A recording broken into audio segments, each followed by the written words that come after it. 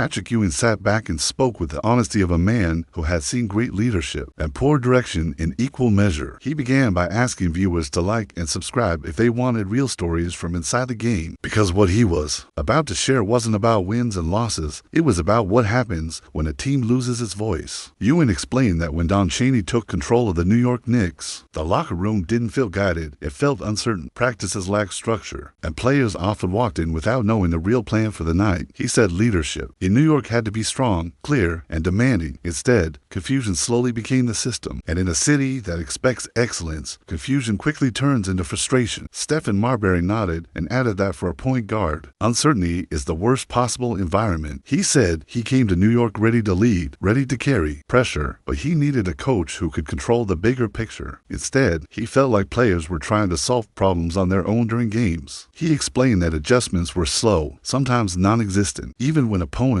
were clearly exploiting weaknesses. Marbury said talent was never the issue. On those teams, the problem was direction. Without direction, even the most skilled roster starts to drift. Ewing continued by explaining that the Knicks culture had always been about accountability. He had played under systems where every player understood his role, and every mistake was addressed immediately. Under Chaney, he said, accountability felt inconsistent. Some nights players were benched without explanation, other nights mistakes were ignored. That inconsistency created tension inside the locker room. Veterans didn't know what to expect, and younger players didn't know how to grow. Over time, uncertainty turned into doubt. Marbury added that offensive identity was another major issue. He explained that the team often looked like 5 talented individuals instead of one connected unit. There were no clear offensive patterns, no reliable structure. When games tightened late, Marbury said he was expected to create everything off instinct. While he embraced responsibility, he knew great teams rely on systems, not just individual brilliance. Without structure, defenses quickly figured them out, and once opponents sensed chaos, they attacked it. Ewing spoke about defensive discipline and how it defines New York basketball. He said the Knicks had always been known for toughness and communication on that end of the floor. During Chaney's time, that defensive identity slowly faded. Rotations were late, communication broke down, and energy dropped when players didn't feel organized. Ewing said defense reflects coaching more than anything else. When the system weakens, effort often follows. And when effort drops in New York, the crowd feels it immediately. Marbury then talked about in-game management, saying momentum often slipped away without a response. Opponents would go on long runs while the team waited for adjustments that came too late. Timeouts didn't always change the rhythm, and substitutions sometimes disrupted players who were finding their flow. Marbury said players began looking at each other instead of the bench during tough stretches. That's when he realized the team was trying to coach itself, and when players start doing that, the system is already broken. Ewing reflected on player confidence and how fragile it becomes without consistent leadership. He said some players felt their roles changed game to game, which made them hesitant on the floor. Hesitation is deadly in the NBA, especially in a fast-paced environment. When players think instead of react, the game speeds past them. Ewing believed a strong coach removes hesitation by creating clarity. Without clarity, even talented players look lost. Marbury added that communication off the court also suffered. He said there were moments when players wanted honest conversations about roles, minutes, and expectations. Instead, many questions went unanswered or were addressed too late. That silence created distance between the coaching staff and the roster. Marbury explained that trust isn't built through speeches, it's built through daily communication. Without that trust, the locker room slowly separates into individuals instead of a team. Ewing then spoke about the pressure of playing in New York and how it magnifies coaching weaknesses. He said the media, the fans, and the history of the franchise create constant scrutiny. In that environment, a coach must project confidence and control at all times. When results don't come and the message isn't clear, outside pressure becomes overwhelming. Ewing believed the team felt that weight growing each week, and without strong leadership, that weight became heavier than the roster could carry. Marbury described the emotional toll of losing without understanding why. He said, players worked hard, stayed late, and tried to fix issues themselves. But when losses continued and adjustments didn't come, frustration turned into exhaustion. He explained that effort without direction drains confidence quickly. Players began pressing, forcing plays, trying to create solutions alone. That desperation showed on the court, and once frustration becomes visible, opponents sense it immediately. Ewing returned to the idea of identity, saying the Knicks lost the edge that once defined them. He remembered teams that played with pride, physicality, and a clear purpose every night. Under Chaney, he said that edge felt inconsistent. Some nights the energy was there. Other nights, it disappeared completely. Without a stable system, intensity becomes emotional instead of discipline. Ewing believed New York teams must be disciplined first. Emotional second. That balance was missing. Marbury then talked about leadership within the roster and how players tried to fill the gap. Veterans held meetings, younger players asked questions, and the team searched for internal solutions. While that effort showed character, it also revealed a deeper problem. Players should support leadership, not replace it. Marbury said those meetings helped temporarily, but they couldn't fix structural issues. Without changes from the top, the same problems kept returning. Ewing explained that coaching isn't just about strategy, it's about presence. He said great coaches control the emotional temperature of a team. When the coach is steady, the team stays steady. When the message feels uncertain, emotions swing. With every win and loss, Ewing believed the Knicks lived on those emotional swings during that era. Consistency never had a chance to take root. Marbury spoke honestly about the disappointment that followed that period. He said the roster had enough talent to compete, but never found the rhythm needed to succeed. Fans blamed players, media criticized effort, but inside the locker room, they knew the bigger issue was structure. Marbury said players take responsibility, but coaching defines the environment. Without the right environment, talent rarely reaches its full potential. Ewing closed by saying this wasn't about personal attacks. It was about understanding what leadership means in the NBA. He explained that great coaching brings clarity, trust, identity, and accountability every single day. During Chaney's time, too many of those elements were missing at once. The result was a team that never fully connected despite its talent. And in a city that demands greatness, anything less feels like failure. For Ewing and Marbury, it wasn't just a tough era, it was a lesson in how much the right leadership truly matters. Marbury continued by saying the hardest part was watching the same mistakes repeat. Without correction, he explained that after losses, players expected detailed film sessions and clear adjustments for the next game. Instead, many issues carried over night after night. Opponents attacked the same weak spots because they knew nothing would change. That repetition slowly damaged the team's confidence. When players feel problems aren't being fixed, frustration replaces belief. And once belief is gone, effort alone isn't enough. Ewing added that preparation before games also lacked the sharp edge needed in the NBA. He said great coaching makes players feel ready for every situation, every matchup, every adjustment. During that period, some game plans felt too simple for the level of competition. Opposing teams often looked more prepared and more organized from the opening tip. Ewing believed preparation is where coaching shows its true value. When preparation is average, performance usually follows, and in a tough conference, average quickly becomes losing. Marbury spoke about the pressure that built as losses piled up. New York fans are passionate, and when results don't come, the energy around the team turns heavy. He said players started pressing early in games, trying to force momentum instead of letting the system create it. Without a strong structure to lean on, every possession began to feel urgent. That urgency led to rushed decisions and broken rhythm. Instead of playing free, the team played tight, and tight teams rarely win consistently. Ewing reflected on the locker room atmosphere late in that stretch. He said the frustration was never about effort because players were still working hard every day. The issue was emotional fatigue from not seeing progress. Veterans tried to keep spirits up, but morale drops when losses feel predictable. Ewing believes strong coaching protects the locker room from that emotional decline. Without that protection, negativity slowly spreads, and once morale drops, performance usually follows. Marbury then talked about how role players were affected the most. He explained that when rotations change often without clear explanation, players lose their rhythm and confidence. Some nights they played heavy minutes, other nights they barely saw the floor. That uncertainty made it hard for the bench to stay ready mentally. Marbury said role players thrive on clarity more than anything. Without defined roles, the second unit struggled to make an impact, and depth only matters when players know their purpose.